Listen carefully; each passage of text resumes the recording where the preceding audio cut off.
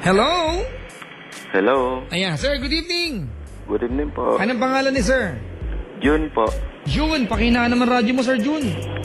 Dali lang po. Ay! Hello, sir. Okay, ilan taon na si Sir June? 36, sir. Bata pa siya. 36 ka na, sir. Yes, sir. And Maynila ka ba? Sir? Maynila. Yes, sir. Ano nga paglilingkod ko sa'yo, sir? Papa Jack, meron sana akong Ano? Idudulog sa yung problema.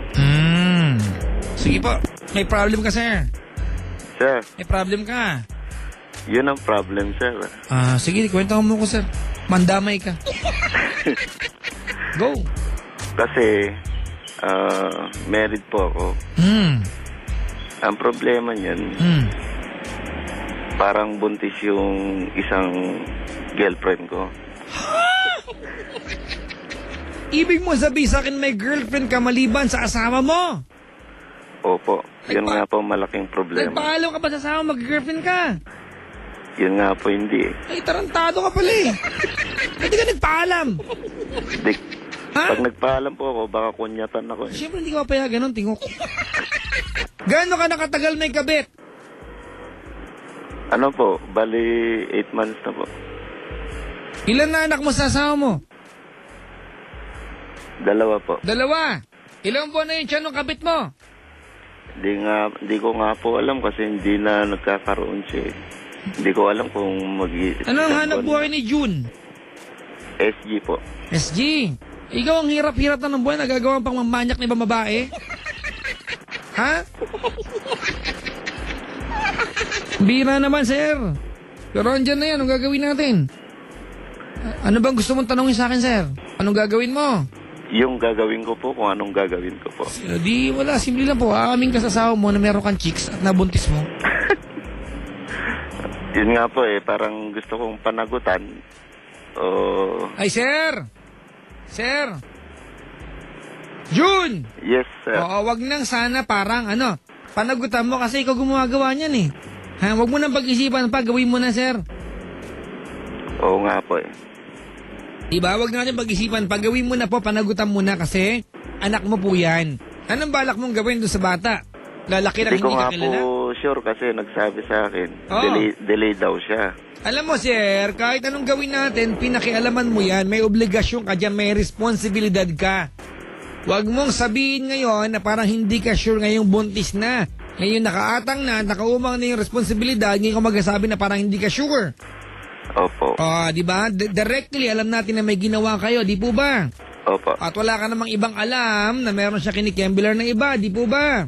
Opo. Kung sakasakaling may gusto kang sabihin ngayon na may kinembelar siya, bintang mo na lang yun, di po ba? Opo. Ibig sabihin, ikaw lang ang salarin. Ano kaya ang sabihin ni Mrs. pag nalaman niya to?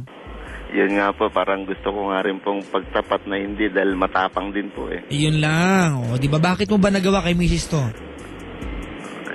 Tukso po ng kapalaran Tukso ng kapalaran. Ang ganda ng dahilan mo sa mong patirin. Tukso ng kapalaran. Saan mo nakilala yung girl? Diyan lang po sa tabi-tabi. Di ba? Hindi ka ba nahiya sa asawa mo, di ba? Oo nga po naging mahina. Hindi. Ginusto mo yan, di ba yung pagiging mahina is a choice. It's not even an option, di ba? It's a choice. Pinili mo maging mahina. Di ba? Oo nga po Sige, ganito. Bago tayo tumulay, kung nakaantabay si Mrs., anong gusto mo sabihin sa kanya?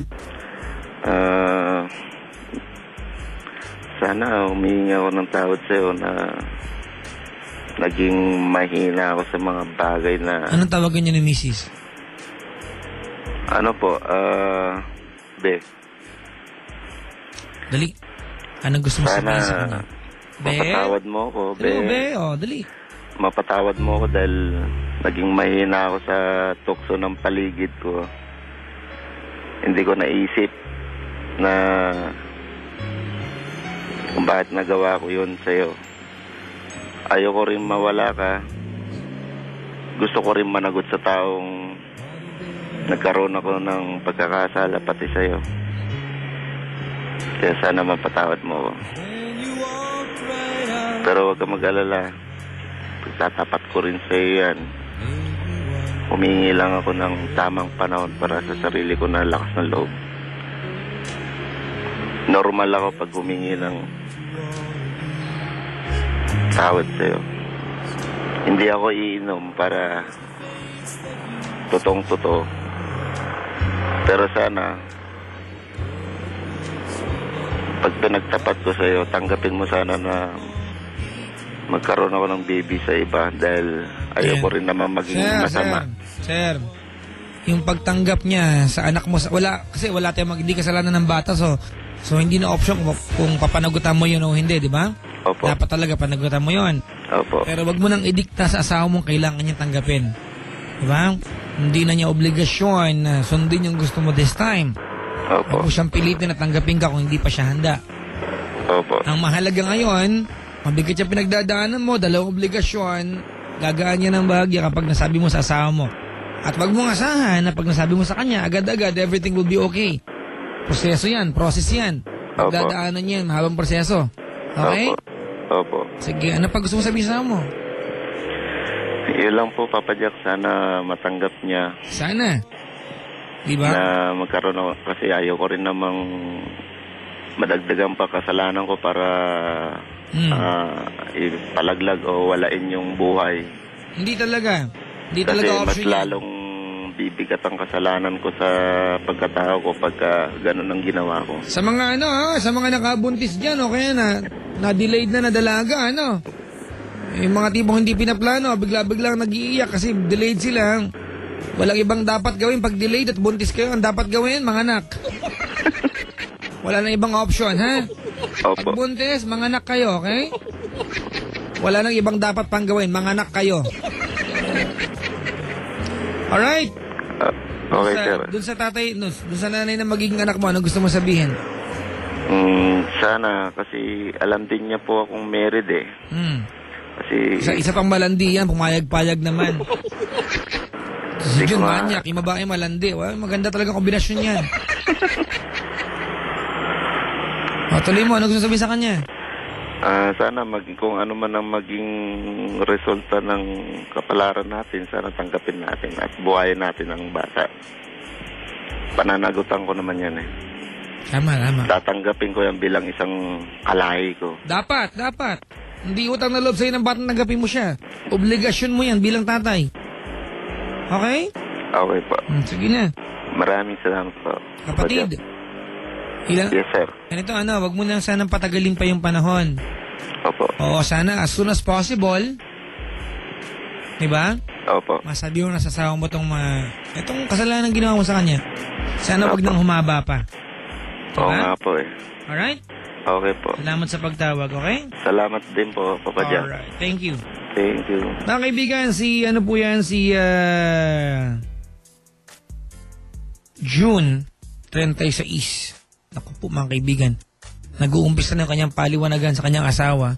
Paano nga ba sabihin sa asawa mo nakabuntis ka ng iba? Diba? Anong magandang paraan? Hindi ko rin alam eh. Diba? Dapat sinabi na niya on air?